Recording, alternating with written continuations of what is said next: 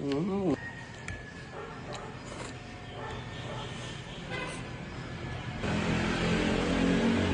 Kamusta mga kabanate? Mag-harvest ulit tayo ng dragon fruit.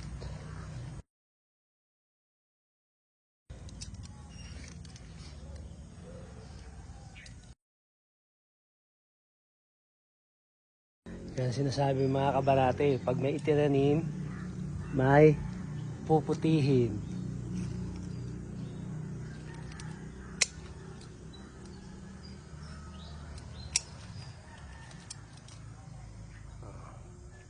Kakain na naman tayo ng mga prutas from my garden, dragon fruits, ka-harvest ko lang, and then mango. Ayan. Tanim ko, basta may itinanim, may aanihin. Sarap nito, sure. Lalagyan natin na rin.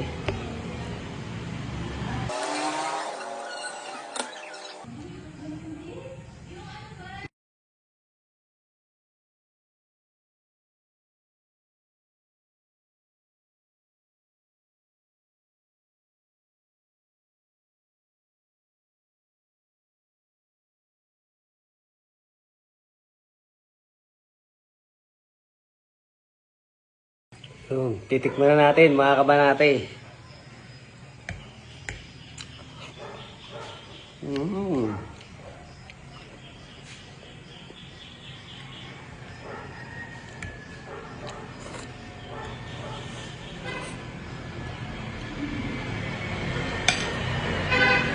Masarap talaga ng prutas pagka sarili mong tanim.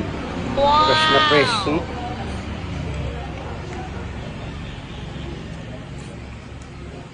Itong dragon fruit, tanim ko to.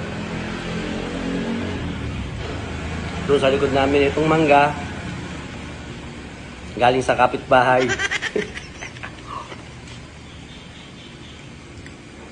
Sarap talaga kabanate.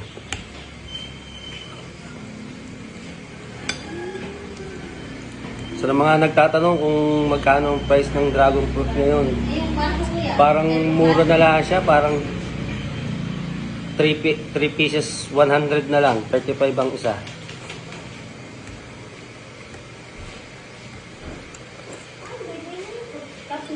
Or 100 per kilo, parang ganun. Paki-comment naman mga kabanate kung magkano ang dragon fruit dyan sa inyo.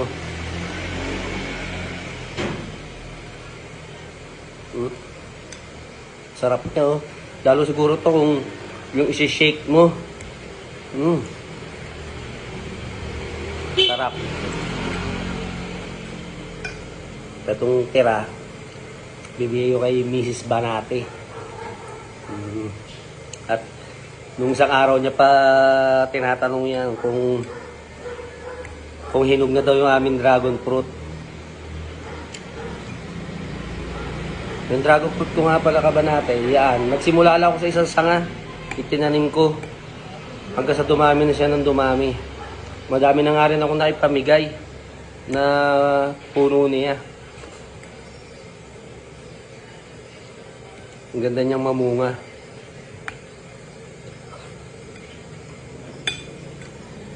Paki-comment din mga kabanate kung hanggang saan umabot ang video ito. At comment nyo din kung ano pa ang mga prutas na gusto nyong imukbang natin na hindi ko pa din natatry kainin.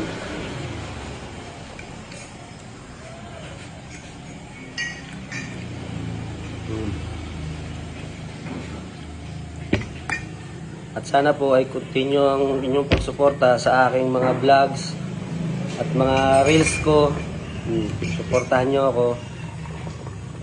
Yung aking FB page, Banate Noel Bernardino. Ayun. Ang aking Kabanate Vlogs at ang aking Idols Lomi House.